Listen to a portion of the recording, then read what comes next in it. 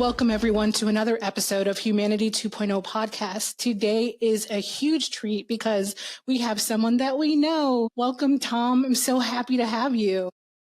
Glad to be here. Thank you for having me, Vanessa. Now tell everyone how we met. So we met at our time at Happy Productions, but the experience, what I took from it was way more than just a job. That was not a job. That was a bunch of people creating and forming and believing in each other. And I love being a part of it. And I'm so thankful for it. Growing up in Michigan and that ideal home, just like the nature, your family, did that contribute to who you are? Yes, it does.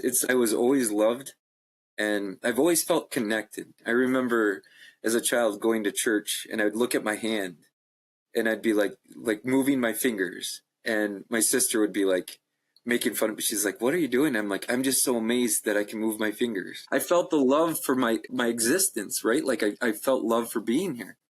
And I went through a lot actually as a child. My grandfather on my dad's, so my dad is, he's Irish and a mix of, but he's white. And so my grandfather did not like my mom because she's Hispanic. And it was a difficult situation growing up, but it was an amazing experience. Like I realize all the bad experiences that I've went through are purposeful. Like they've given me, they've molded me into who I am, just like your question says. So we, at that cabin, he took us skiing, like water skiing, and they take the boat and my cousins went first. All my other cousins went first and they're all like white. And there's nothing wrong with, I don't look at race, but like they were getting out of, he was like easing them out of the water with the boat, like just taking it easy. And then my sister's older than me, so she went ahead of me. And then he just like slammed on the gas and she went like right face forward, right in between the skis. He did it like 3 times and she just couldn't get up. And then he did it to me. And I remember my dad telling me, he's like, "Tom, you don't have to do this. Like, he's just being a jerk right now." And I said, "No, I do have to do it." And I didn't make it up the first time. But the third, I wasn't going to give up. I'm like, I'm going to do this. And the third time I got up and I went over the wake and I did more than anybody else did. And it was just, it felt really good. Like I was proving myself. But looking back, yeah, I shouldn't have had to prove myself to be who I was. It's kind of funny when you look back on the things that happened. But regardless, I went through that experience. But then later in life, this grandfather passed away when I was around 15. I was 12 years old, and he'd drive down to Florida every year. He'd take I-75 all the way down. And he just had open heart surgery, and it was back in the day when they ripped your chest apart, so he had like that big scar down the center of his chest. And he was driving down to Florida. It was a rainy day. He got a flat tire in his Buick LeSabre, and he pulled over to the side of the road, and he's watching all these people just drive by. And nobody stopped. And then this young African-American man stopped behind him, changed his tire for him, and just gave him grace and love. In that moment, my grandfather turned around on 75 and drove all the way back to Michigan. And he showed up at our doorstep and he was crying. And he was like, "I apologize for the way I've treated you." He recognized the way he treated us. And it was such a great experience. I can see people, the benefit of changing, of becoming a better person through the circumstances. Because it seems like as humans, we get beat up like all the time. And we take it, and we take it, and we take it, and we don't let it off our shoulders. And so we're all walking around with, if you notice, like people are walking around with these weight on their shoulders. And that's what it is. It's that trauma that they haven't released and they haven't dealt with it. And I recognize it, but I recognize it. I have it myself. So, I can't criticize, condemn, or complain about it, but I can identify it and work on it in myself. And if I see it in others, I can try to help walk them through it. But it's their own journey, that's for sure. Yeah, I really think that everyone finds a way to acknowledge and deal with that trauma. And for some people, it's immediate. Some people, it takes years. For some people, it takes someone else pointing something out or something else happening to you that triggers a memory. And then you realize, I have to deal with that. But more often than not, it seems that more so in adulthood is when you are able to look back and compare and contrast. And like you said, why did you seek that approval? Or why did you have feel the need to prove yourself when you didn't. When your grandfather came and apologized to everyone, how did she receive that? And did it change how she looked at him and how she looked at everyone else? It did. And I'm grateful for that, because she didn't have to. You know, she did not have to accept that apology, and she didn't have to be the bigger person. But I'm not going to lie, there was still resentments, like at family events and stuff, but she was accepting of it. And when he was there, she hugged him and she embraced the moment, which that was the most important thing, because he needed that. She knew that he needed that in that moment. And I think that speaks of humanity, when you know they don't deserve it, but you give them the love anyways, because you just love unconditionally. And I think that's what the world needs right now. Definitely. You work with people in your day-to-day work, correct? You're in sales. Yes. So you must encounter so many different kinds of personalities. What do you see when you look at people and when you observe them? What kind of displays of humanity do you see, both good and bad?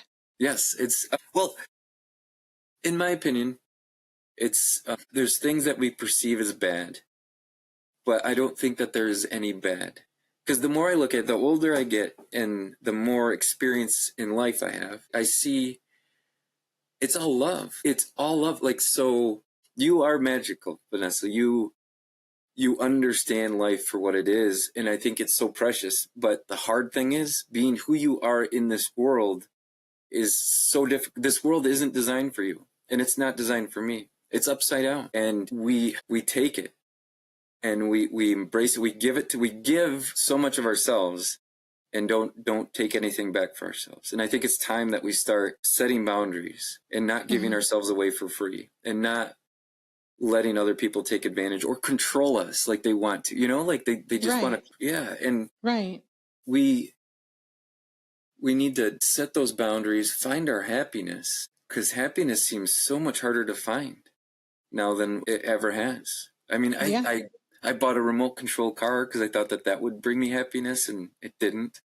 I kept looking for things outside of me, but what I need to realize is I can be my own happiness. I can love myself. I had to learn to love myself. I think it was because, nothing against my mom or dad, but they were raised to be loved conditionally. And so that's what I believed up until only like short time ago. All I understood love to be was conditional, not unconditional. And now that I see it's unconditional, I don't know if I've experienced unconditional love. You know what I mean? Like I don't. Wow. And it's because I've never completely submitted to unconditional love. I can see it now. It's so funny when you talk about these things, it really comes out, and you see it for what it is. Because I haven't completely submitted, because I always thought, like, man, like, not what am I going to get out of it, but like, how is this going to benefit me, right? Like it's always been, like, I've always been that way, and I think everybody is. I don't think that there's anything wrong with it, but I've forgiven so many people, so I can't say that I haven't loved unconditionally. But it's came back and forth. I think I've been hawing with unconditional love without completely embracing unconditional love, which that is my ultimate goal for sure. Do you practice doing good deeds for other people on a daily basis? Yes. So then you are practicing unconditional love by doing those things, because you're not getting anything back from it. So I would say you're doing the work, at least, and saying it aloud and understanding, like, oh wow, like that's your epiphany, and that's awesome. Yes. But don't be so hard on yourself, because you're definitely doing it for sure. I think your kindness to people, that's an act of unconditional love, because, you know, they may not have those positive, kind interactions, and you give those freely to all kinds of people.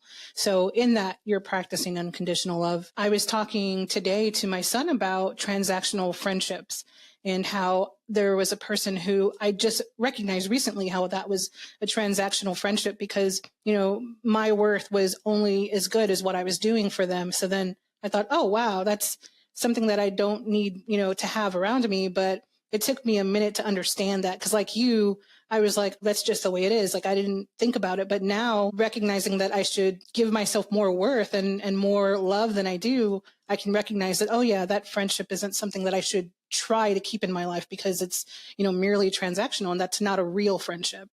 Yes.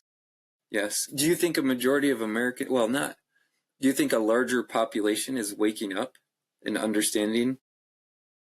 I think that they're trying to. I think that, there are a lot of us that are still stuck in our ways. And there are a lot of folks that are still, very negative, or they only see the negative because that's put in front of them. Or maybe they grew up with, negative tendencies. So it's a lot harder. But I see like that glimmer of hope, in people. So I think that it's trending upward for sure. Yes. But with this show and with other work that people do to positivity more in front of other people, and recognizing that humanity is still there because it never leaves. It may get quieted down some or weighted down some, but it never leaves. And so it's our job to push it up and put it in front of people so they can try to be better humans and interact more positively. So I think it's like always there for sure. Yes. Wow. I applaud you for doing this. Like you're part of the movement, and that's what's so needed. I've interviewed so many kinds of people, and it's just interesting to sit back and think about all the personalities that I came across, and just what their outlook on the world was and how they interacted with people just around them. Because I interviewed business owners and the way they treat their employees, and just various kinds of personalities and humanity. And I'm just curious about what creates the good humanity versus humanity that's on the edge, or like you said, there really is not exactly good or bad. It's all love, it's all humanity, but there's building blocks. I think that our families, our experiences, our traumas, our positive experiences, and then what do we do with that? I think that's what makes humanity human, how we interact with each other. So there's so much to explore, and at times I'm kind of way down, like, okay, how do I get that from someone to come out? But it just comes out over time, Yes. Yep. It does. And you're so right. I'm so thankful for this connection and just our friendship. Yeah, me too. I'd like to thank you for your kind words. Yes. Yes. Anytime. I think that's your superpower. Yeah, I can make people feel really good, but so can you. You've made me feel really good, and I'm honored to be a part of this. And the fact that you're invited, I'm like, yes, that's so exciting. I wanted to be on this. So tell me about your videos, because your videos have some very profound thoughts and messages, and sometimes they're just, observations. But what made you decide to start recording consistently and just start making these videos for people? Yes. Did you want someone to gain something from it? Did you want it to be just like this little diamond in the rough that someone comes across? What was your thought behind that? It's so funny. I gotta tell like this story. So when I was with Happy Productions, I had my installation business, and then my business partners and I parted ways. It was like another bad situation, and I'm trying to figure out like what's my part in all these bad situations. But regardless, I took my son up to Traverse City to this water park and with his friends, and I just walked away from the business, and we went up there, and I already paid for it, so we went and we just had a good time. I stayed up later than they did. They stayed up till like 3 a.m. and then I don't feel safe going to sleep until they're asleep. And then I couldn't sleep. I was like overtired, so like I couldn't sleep. And then I tried meditating, and I've tried meditation many times, but this time it was different. I eliminated the past and the future, and I imagined the sphere going around my mind, like protecting my mind from the past and the future. And then there's another sphere I created going around this way, like around my head, about eliminating people's thoughts, like what I thought other people thought of me. And then I was just in the present moment.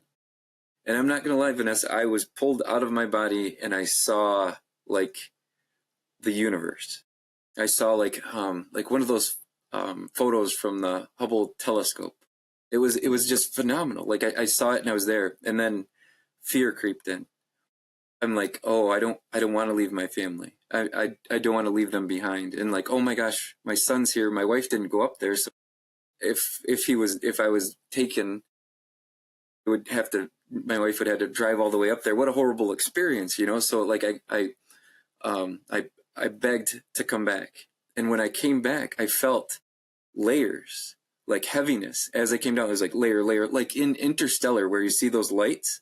It was kind of like that when I was coming back, and I felt the pressure, and it felt like so heavy on me. And then I came back, and even when I was back in my body, I still felt the pull. It wanted me. It wanted me bad. And ever since I was a kid, I read the story of Enoch in the Bible, and I always wanted to be Enoch. I always wanted to be so good to God that I could walk with him instead of die. He told basically in that experience when I was in the universe, I had all knowledge. I knew why the Catholic Church was created. I knew its purpose. And then I was told I had to forget that if I wanted to come back, if I wanted to stay, I had to forget those things. And I did retain some of that knowledge, but I didn't retain all of it. But as soon as I got back, I wrote this big letter in my notes on my phone. I still saved that, and it's very impactful to this day. It's very powerful. I don't share it because it's kind of like too much. Like, I don't know if the world's ready to hear some of this stuff, but then I knew I need to share this message because we're understanding it wrong. We're not getting it right. The words that Jesus expressed, love thy neighbor. Like, you have people going to church on Sunday and then hating their neighbor Sunday afternoon.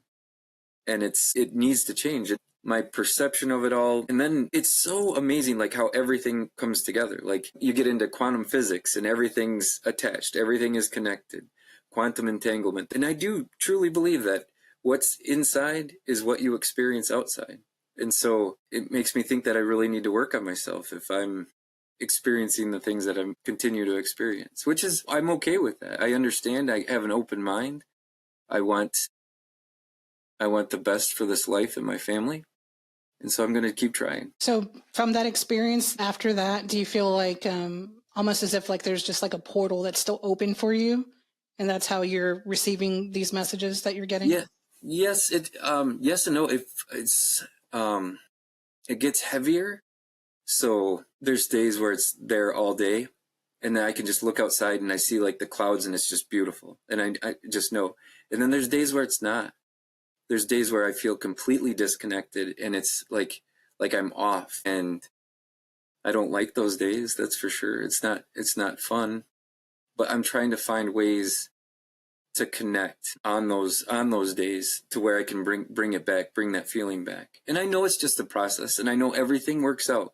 This is all a grand design. I'm just playing my part in it. And watching this unfold is beautiful. And I know the other side of this is going to be so beautifully amazing. I have no doubt about that. It already has. Like, there's been so many good things that have happened in my life, and even the bad things, I wouldn't change them because it shapes you. It makes you who you are. That is true. When you think about humanity, what do you project? Do you project it getting better and people connecting more and making more of an effort? Or do you think, it's going to be really difficult and there's going to be, more just negativity being drawn in and it's going to get harder?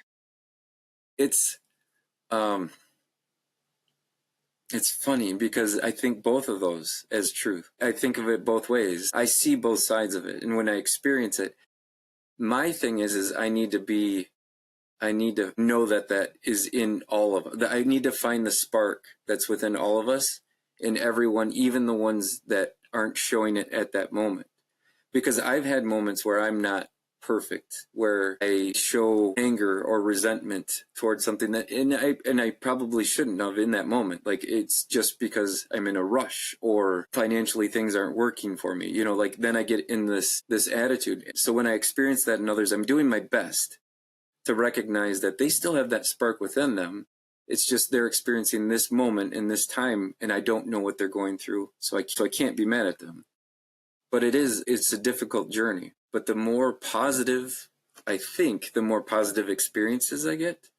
And then when I have a negative day, it's a negative day. That's sometimes, I don't want to say that's just life. I don't. I'm done with saying that's just life and accepting those things that are not acceptable And I think a lot of us empaths have to start doing that more often, with setting boundaries and saying, that offends me, and I don't accept that behavior. You can continue doing what you're doing, and I'm okay with that, but I don't accept your behavior towards me right now. And I think we all need to start doing that, because I think we cater to other people's needs. Like, we make ourselves small so other people can feel bigger, and like, that they're really not telling you the truth, but you think it's not worth it to call them out on it, when you probably should. Probably because you want to be, that they're worth more, and that they're valuable, and that they shouldn't be treating themselves that way, or saying that about themselves or others. And then we just accept it. We allow them to talk that way. And I think, now, I'm not saying we need to criticize and condemn the speech of everyone, but we do need to observe what we're saying and what we accept other people say about other people. I would say it's fair to say that people need to think more about what they say, because words have an effect on everyone, especially people that are more, empath than others. Yes. And also verbal abuse is another thing, because people can easily verbally abuse someone else. And if that other person sets a boundary and recognizes that they should say something, then it might change how that other person treats people. So yeah, I agree. We definitely have to start setting boundaries and speaking up more, and recognizing that it's not okay, and changing that, because accepting that it's not okay, you're right, that's not acceptable anymore. Your work environment, there are certain things that you have to have. And when there's either narcissistic behavior or just negativity, period, you can't operate around that. I just had way too much stress in my other job that I just couldn't anymore, and it just became an easy, I guess, response to leave, and to just not have that environment as part of my life anymore. I mean, I was waking up just really upset about having to go upstairs to my office and go to work, and then making it through the day, and on my days off, just dreading going to work like everyone else, but it was even more stressful. And I would have dreams and nightmares about work all the time. And it was, I mean, if it's invading your sleep, that's too much. So I was like, no, that's not where I want to be. And that's not how I want to go out either. So no, it's not healthy. And you have so much to give the world, Vanessa. You really do. And it's coming. I know, I can feel it for you, and I can see it. It's you. The world owes you so much, because you've given it so much. And I think it's time. And I think what it is we just stopped. We didn't receive it. We didn't accept it. You know what I mean? I think it's always been trying to come at us, but we just haven't. It's not, we think we have to wait. We have to earn it. And we have to go through these trials and tribulations, and then we can receive it. I think that's when I was a child, that's the way I was raised, is you work hard, and then your golden years are when it's, after you've earned it. But I think we've forgotten what our worth is. With nothing, our worth is still so great. At our worst, we're worth so much. We're so much, we can, we don't even recognize that we can toss a basketball into a hoop and do the calculations in our head so that basketball will go right in that hoop. The amount of geometry that has to happen just for that experience is phenomenal. And we look past it every day. There's so many things that are the sun shining every day, the stars at night. We get beautiful paintings, and they're new paintings every day in the sky. And we're walking around worried about our boss that's treating us like crap. It's right. We're focused on the wrong things, and we need to recognize that this world is we're meant to enjoy this life and enjoy this world, and it's here for us. I really think it's just how we look at it, how we perceive. I was saying this the other day. When I was a kid, we had a ditch, and it was full of weeds, and it was, all sorts of things in there. I would jump into it when I was a kid. I would jump into it and just rest in the weeds and all of that stuff. And I'd roll out of it, and I'd be fine. Everything, no problem. The other day, I was driving in a road, and I'm like, oh my God, I used to jump into a ditch like that. That was all these weeds. And I'm thinking, I would never do that now, because I don't trust what's in there. And so I think that's what's wrong, is we don't trust that the world will deliver us what what it's going to deliver us, what it wants to. I think it really wants us to trust in it so it can give us exactly what we deserve. And I think that's coming. I think that is coming for all of us. That's a perfect metaphor, because you're right. As adults, you're thinking about what's in there. Are there rats in there? Is there something that's going to puncture my leg and I'm going to lose my leg? But throughout your life, so much has happened to you that it weighs you down. So it's like another layer or another brick that's just weighing you down. So it makes perfect sense that you cannot receive what the universe is trying to offer you because you're weighed down by everything else that's been put on you or you've been through. So there's so many, so many bricks or so many weeds that are covering your eyes. Makes perfect sense. Yes. And there's so many theories that I entertain. Like I'm not 100% belief in them, but like the Matrix, that saying that we're in the Matrix and none of this exists. I like that idea because then I can let all those stories go, all those stories of my past, and I could just release them. So I would like that to be reality, but the truth is I still carry them with me.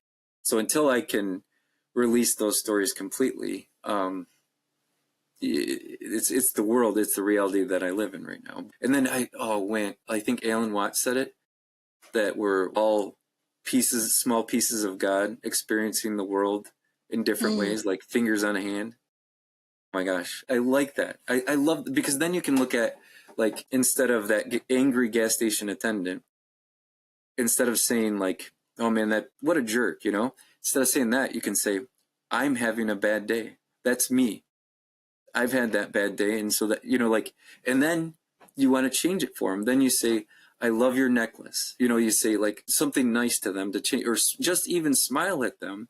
And then you change it because you remember that time when you were in that difficult situation and you want to give yourself. So if you look at it like it's you, then you're giving yourself the thing that you need in that moment. And then it makes you feel even better. And then you're just connected with everything. And I think that's what I'm missing out on. I keep forgetting that. Yeah, I think it's a good practice to just, compliment somebody, stranger, on something, because you never know if they really needed that at that particular moment, and that could change their entire day. So I try to remember to do that, or even someone that I know, just give them a random compliment or tell them something positive about them and say, you know what, you're really good, at making people, understand, what's great about them. Like, you're really good at giving them these well thought out compliments that are true to them, and they're not just, fluff, but they're real.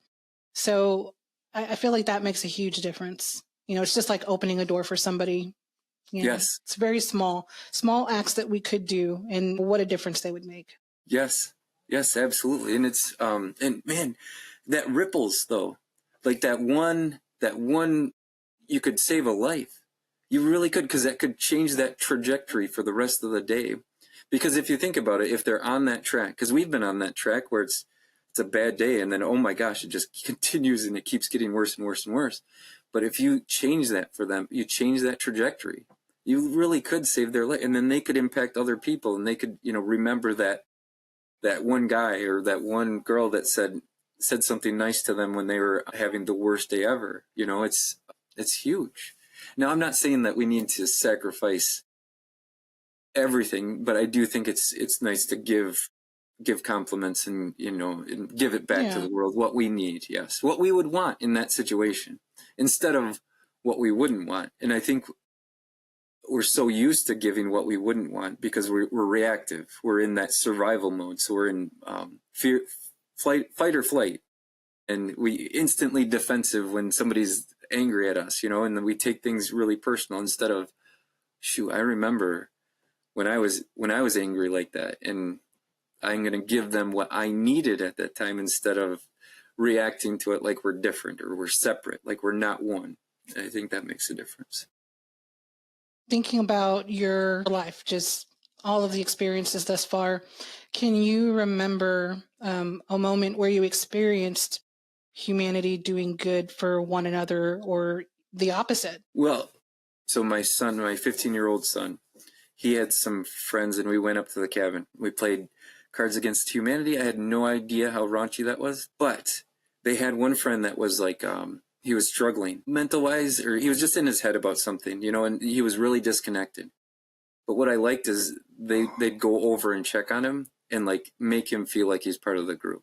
And so I have more confidence in the youth than I do with some of the older people. But I do see it, you know, I do see happiness, but I think everyone's carrying around their trauma and they're not dealing with it. So it's going to just keep dragging it down until we start showing people. Like that's like with spiritual awakening and showing people and sharing the messages like I share. Hopefully it sparks something in them that they can start working on themselves and start identifying their shadows and working through them instead of adding another shadow and adding another shadow and then walking around like you have this big boulder on your back. Because you see that. I see that in people. I can see that just by look. It's so weird, like being empathetic for so long and dealing with all the things that I've dealt with. I can go into a room and I know everything. I know everything about everyone and I feel it. And I know exactly that's why I'm so good at sales, because I know exactly what they're thinking and I know what they want. And I don't know if it's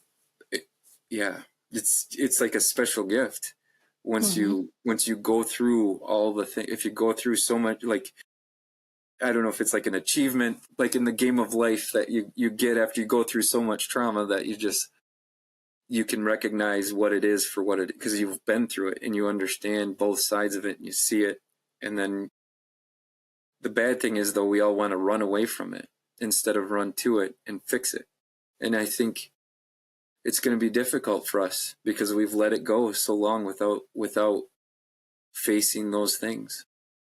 The story about your sons checking on that other kid, that in itself is the hope, because now you know that the next generation is doing more and they're more receptive to doing these things without even thinking about it. So that is definitely hopeful, I think. Yes.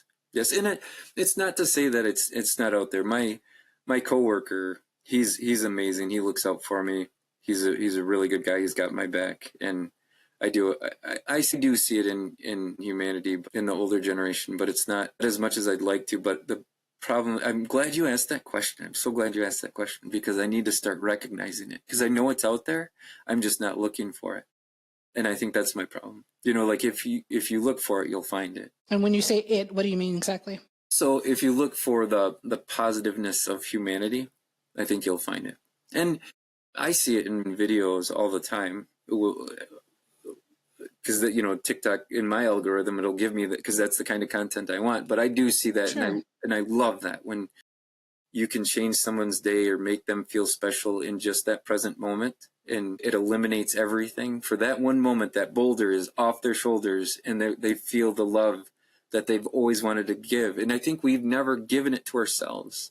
We don't give ourselves the love that we've always wanted to be. We become the hero that we needed when we were children, or when we were going through the difficult situations. We become that hero. And I find that we do that with our kids. You know, we give them what we didn't have. We give them the experiences we didn't have, the love we didn't have. Yeah, totally. Yep. It's hard. It's been difficult for me. And I have to be honest with this, the unconditional love thing. I didn't even understand it. Like I wasn't fully, I've always been like really happy, but I wasn't like fully spiritual or fully awakened until probably 3 years ago. But I recognize now that my love was conditional. It was very conditional. You know, if they did well, then I gave them more love. And if they didn't do well, I didn't give them as much love. And I see that, and it frustrates me, but it's not the end of the world. I love myself for being able to see it and being able to identify it. Because it's like my mom got us a lawnmower, like a push lawnmower, for a gift, and I ended up selling it to my nephew. And then she was mad about that, but it was like 10 years later, and it was just a gift, and I don't need it anymore. I had a brand new one. And I gave him a really good deal on it, but she was mad. And so it was like, that was the moment, though, that I realized that, love is conditional. Like like when I'm at my worst, they didn't support me as much. You know what I mean? And it's weird how that works, because it shouldn't be. At your worst, you should be loved the same as when you're at your best. It should not be different. And that's what love should be. Do you think that she was mad for some other reason other than that you sold it? Like, do you think there was something else behind that? No, because it wasn't she wasn't super mad about it, but it was just, I felt the frustration. You know what I mean? Because it was like a gift, and maybe I didn't ask her like what she wanted me to, you know what I mean? In my opinion, it was a gift. So it's like, I can do what I want with it. And it was years after, and I clearly didn't need it or couldn't use it. Or maybe she wanted me to give it to him. Maybe that was it. I don't know. Since it was a gift to me, maybe I should have given it to him.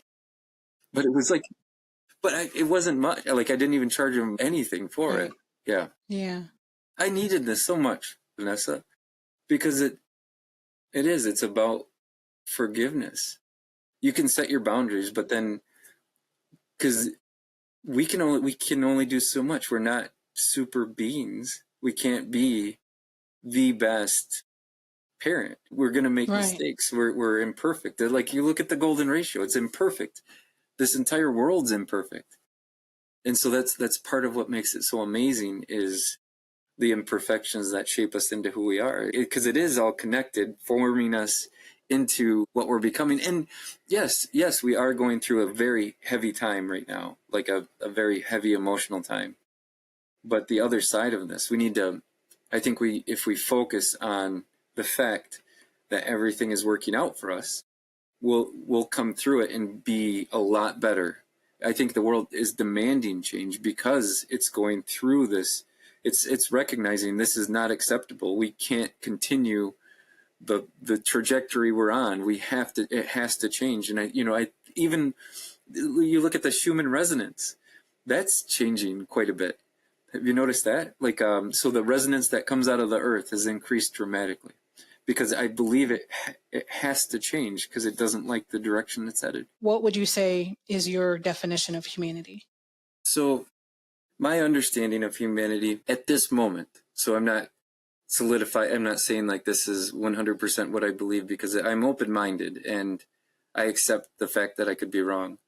But I truly believe that we are here to learn how to love. We're here to remember that we are love itself, and that we go through our experiences so we can work on ourselves, so that our world outside of us can be the heaven that we experience inside.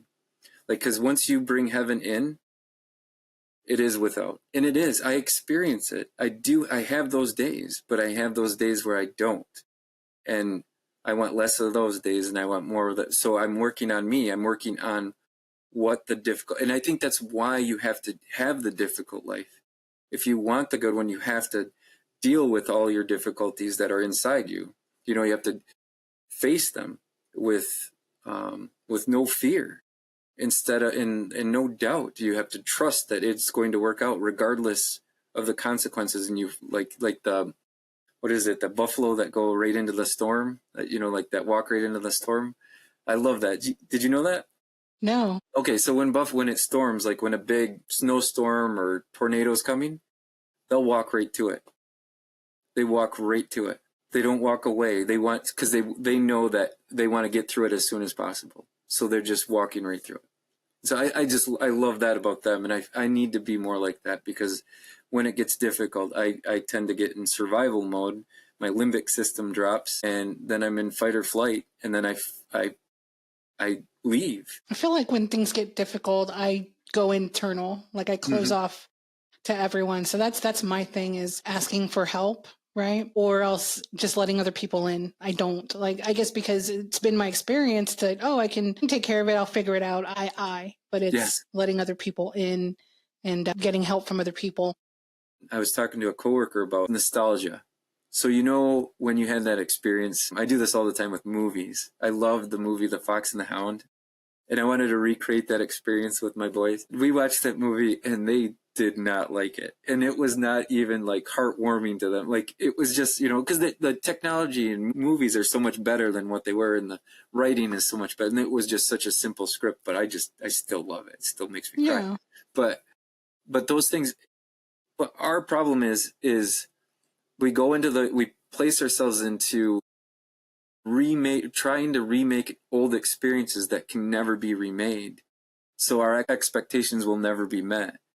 So I don't think we should ever try and recreate what we did in the past that we had a good experience, because we change, we evolve so much. In 6 months, we're a completely different person than what we were. So instead of recreating an old experience, we need to find new experiences so we can have more memories to create. Because I do feel a lot of us do that, try and recreate old memories, and then we never meet those expectations because we're completely different people, and it won't ever be the same experience. We'll never have the same experience. So why are we trying to create it? Yes, if we continually like if you like bowling, yeah, go bowling and stuff like that. But if you're trying to like recreate this bowling weekend that you had with your friends, years ago or whatever, it's probably not going to meet the expectation that it had. It's just not. Do something new, like create a new experience, and then don't set any expectation on it.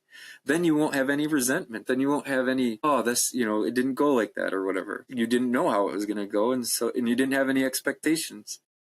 I think expectations, we put too many on ourselves and on situations. I think if you were to jump in another ball of weeds, it probably wouldn't feel the same. No, you're right. You're absolutely right. I want to, though. I do. I want to try it. I will. Make sure it's safe first, I guess. Do you feel your kids are good humans? And what makes you think that?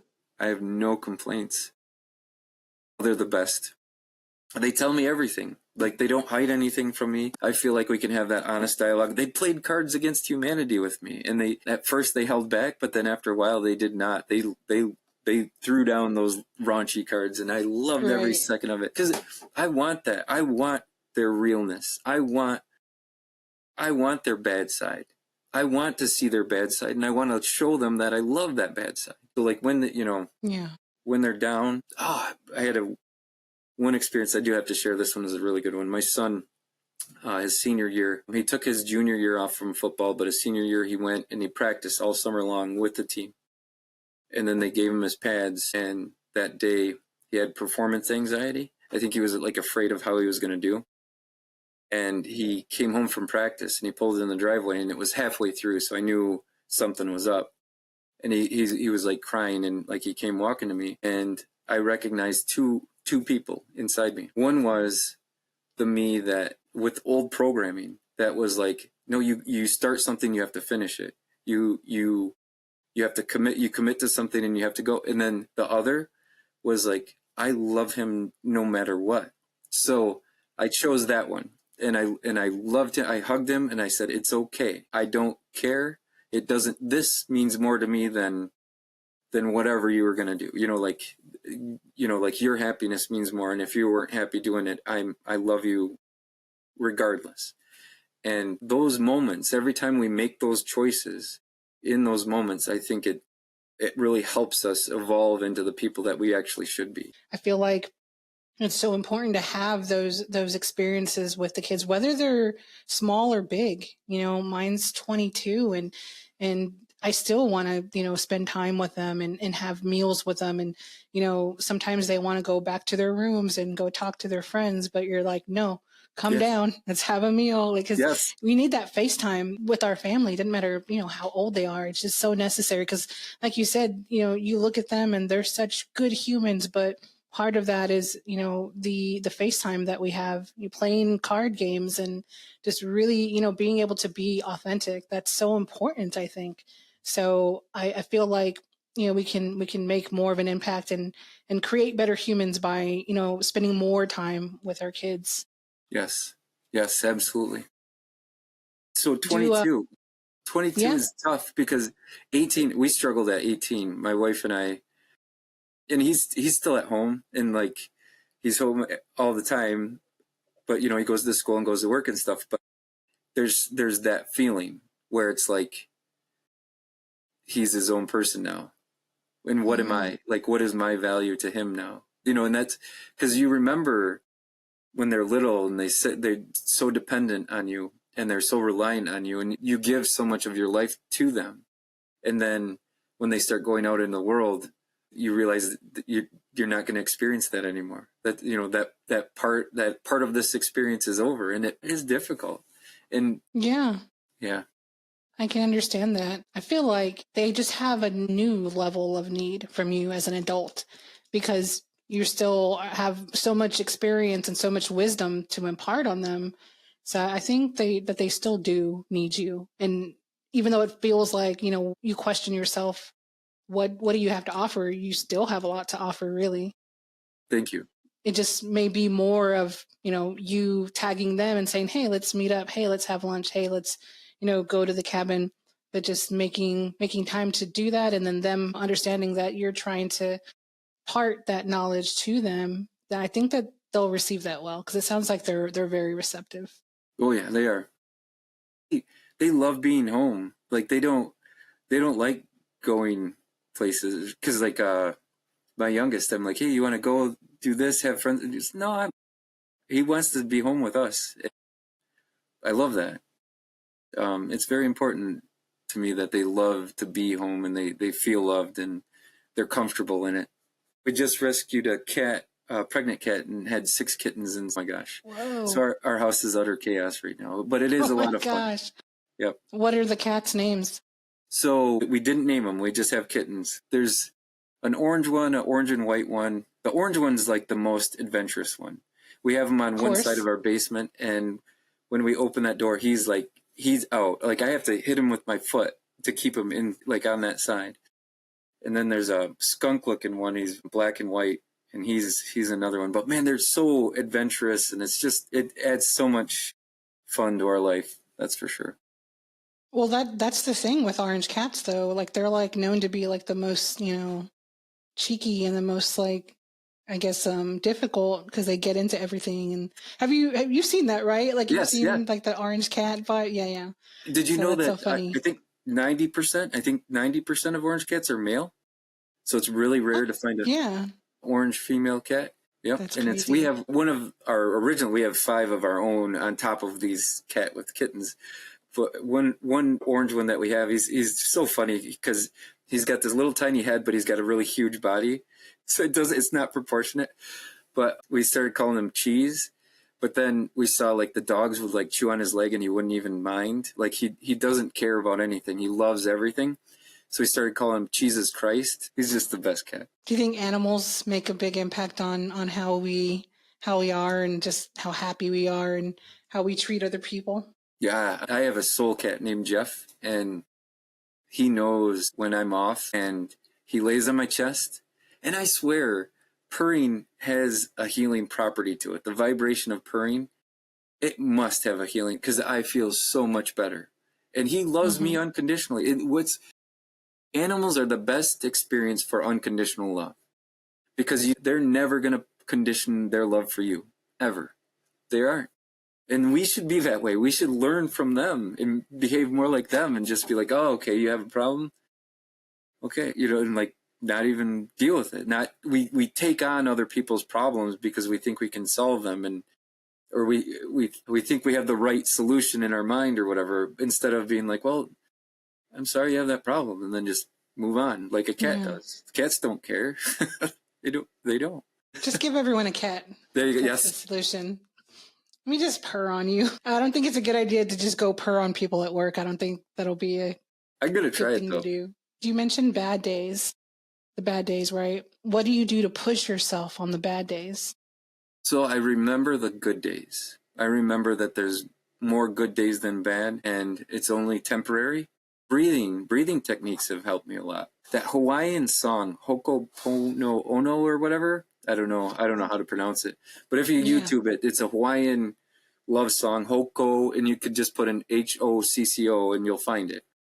But it's really, it's actually an experiment that they ran in the Hawaiian jails. This, from what I understand, there might be even more to it, more history to it. But this guy, he was trying to reform people in prison, and he'd hug them, and he'd say, "I love you, I'm sorry, and I forgive you." Those 3 things. And then he'd say it over and over, and then eventually it became this song. And so then they would just play at night, like when they're there, "I love you, I'm sorry, I forgive you." And it changed the entire atmosphere. There were so many people that were they were no longer committing crimes. They were going back out in the world and being really good human beings. So I think it's like, it's really impactful. And I love that people can have, you know, like if you share your love with them in that way, or if they experience that love, it ripples into the world, into the rest of their life, and they can affect so many other people's lives. So I really love that song, or That word, well, I guess that word, I've seen it before. I have it on a postcard even, because I was in a video chat once, and the host of the chat was talking about that particular word. So that's funny that you bring that up, because I have it on an index card on a bulletin board in one of my rooms. Yes, if you get the chance, listen to the YouTube music. I play it for the kittens. We have a TV on that side, and I play it for the kittens all night long. They have like 9-hour sections of it on YouTube, and I let it play. And I swear it has impacted them. I swear they're all more loving just because they listen to that. But it could be just me. I don't know. Well, it's good talking with you. Yes. Oh my gosh. It's been a long time, like so long. You emit this like light of goodness, and it's always like fun to talk to you. You're so positive. I'm so glad that I met you, even though, you know, it was through work initially. But when I'm scrolling through videos and I see you, your message is always like positive and uplifting. So it's like little moments of Tomativity. Thank you. I love watching your content as well. It's so well thought out. The thought and the attention to detail that you put in everything. I can just feel what you're thinking. I can feel what you're trying to say. You're really good at expressing yourself, and I love that. And I think you need to do more. The world needs more of you, and so you keep putting out things, because the world needs you, and the world needs what you have to offer. That's for sure. What's next for Tom? I don't know. So I've decided to wear the world like a loose garment, and I'm going to let it show me. I'm no longer going to force control of the future of my life. I'm going to let it happen and be what it's meant to be. I think that's been my problem my whole life is I've been trying to control it and not trusting that I can jump in that ditch and it's going to be totally fine. And so I'm going to jump into that ditch and I'm going to enjoy it. And whatever the outcome is, I'm going to make the best of it. Awesome. I wish you the best of luck on that journey, and please continue to post it. I will. Post that journey and your positive moments online still. Thank you so much for being here. Thank you, Vanessa. For everyone else, we will see you guys on the next episode of Humanity 2.0. Don't forget to be good to other humans. They're interfering with your happiness. So that's not really a good example. There's so many good examples. You can take a moment. It's cool to pause. I'm going to edit the shit out of this. Okay, good. Man, I had something to say, and it was really good too. But I'm so thankful. Yeah. I totally lost what I was thinking. I mean, we should care about other people and love other people, but we shouldn't take on their feelings as our own and try to fix them or try and help. You know, we could help. Right. I don't know if that came out right, but...